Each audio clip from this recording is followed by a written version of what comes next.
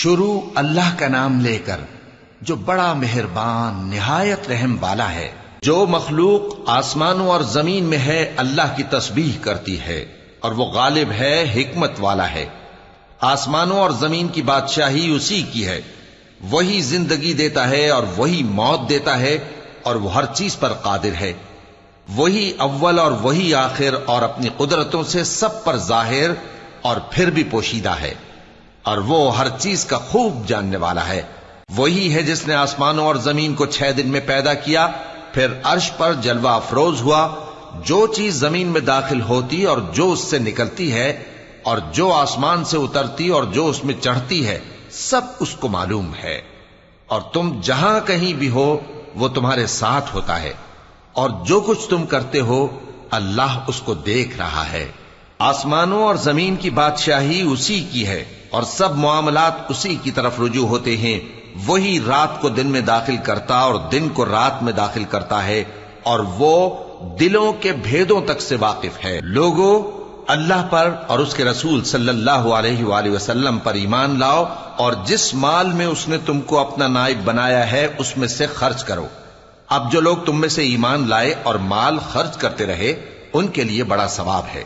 اور تم کیسے لوگ ہو کہ اللہ پر ایمان نہیں لاتے، حالانکہ اس کے پیغمبر صلی اللہ علیہ وآلہ وسلم تمہیں بلا رہے ہیں کہ اپنے پروردگار پر ایمان لاؤ، اور اگر تم کو یقین ہو تو وہ تم سے اس کا عہد بھی لے چکا ہے۔ وہی تو ہے جو اپنے بندے پر واضح آیتیں نازل فرماتا ہے تاکہ تم کو اندھیروں سے نکال کر روشنی میں لائے۔ بے شک اللہ تم پر نہایت شفقت کرنے والا ہے، مہربان ہے۔ اور تم کو کیا ہوا ہے کہ اللہ کے رستے میں خرچ نہیں کرتے، حالانکہ آسمانوں اور زمین کی وراثت اللہ ہی کی ہے۔ جس شخص نے تم میں سے فتح مکہ سے پہلے خرچ کیا اور جنگ کی، وہ اور جس نے یہ کام بعد میں کیے وہ برابر نہیں۔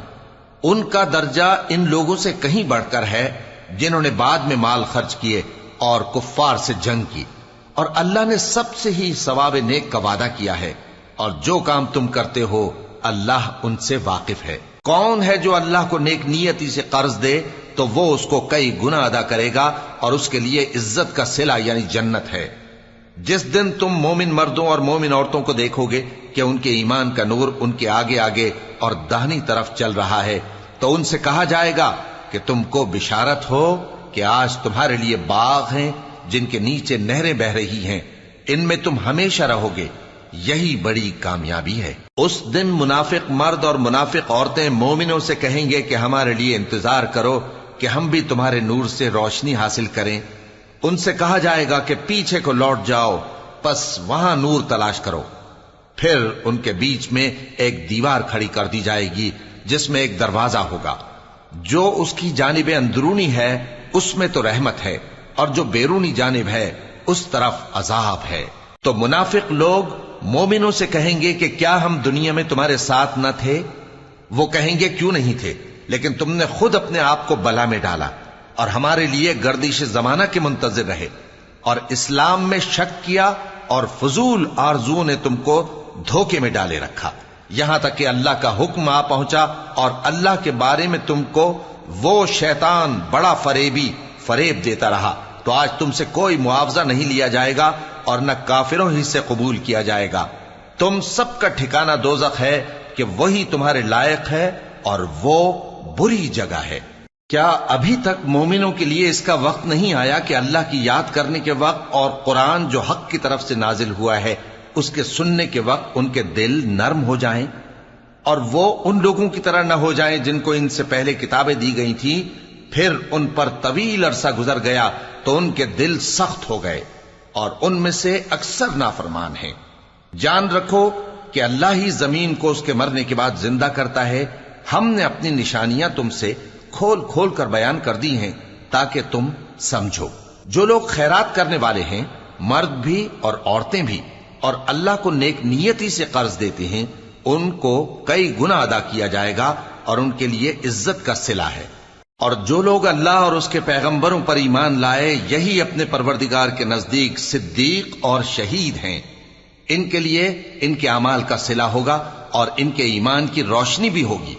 جن لوگوں نے کفر کیا اور ہماری آیتوں کو جھٹلایا، وہی اہل دوزخ ہیں۔ جان رکھو کہ دنیا کی زندگی محض کھیل اور تماشا اور زینت و آرائش اور تمہارے آپس میں فخر و ستائش اور مال و اولاد کی ایک دوسرے سے زیادہ طلب و خواہش ہے۔ اس کی مثال ایسی ہے جیسے بارش کہ اس سے اگنے والی کھیتی کسانوں کو بھری لگتی ہے، پھر وہ کھیتی خوب زور پر آتی ہے، پھر اے دیکھنے والے تو اس کو دیکھتا ہے کہ پک کر زرد پڑ جاتی ہے، پھر چورا چورا ہو جاتی ہے۔ اور آخرت میں کافروں کے لیے عذاب شدید اور مومنوں کے لیے اللہ کی طرف سے بخشش اور خوشنودی ہے۔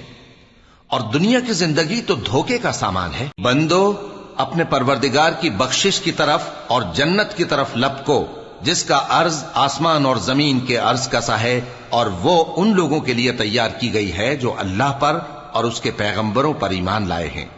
یہ اللہ کا فضل ہے، جسے چاہے عطا فرمائے، اور اللہ بڑے فضل کا مالک ہے۔ کوئی مصیبت زمین میں اور خود تم پر نہیں پڑتی مگر پیشتر اس کے کہ ہم اس کو پیدا کریں، ایک کتاب میں لکھی ہوئی ہوتی ہے، اور یہ کام اللہ کو آسان ہے۔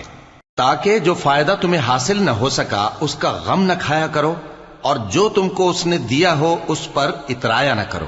اور اللہ کسی اترانے اور شیخی بگارنے والے کو دوست نہیں رکھتا، جو خود بھی بخل کریں اور لوگوں کو بھی بخل سکھائیں۔ اور جو شخص روگردانی کرے تو اللہ بھی بے نیاز ہے، لائق حمد و ثنا ہے۔ ہم نے اپنے پیغمبروں کو کھلی نشانیاں دے کر بھیجا اور ان پر کتابیں نازل کی اور میزان عدل، تاکہ لوگ انصاف پر قائم رہیں، اور لوہا پیدا کیا کہ اس میں اسلحہ جنگ کے لحاظ سے زور بھی بہت ہے اور لوگوں کے لیے فائدے بھی ہیں، اور اس لیے کہ جو لوگ بن دیکھے اللہ اور اس کے پیغمبروں کی مدد کرتے ہیں اللہ ان کو معلوم کرے۔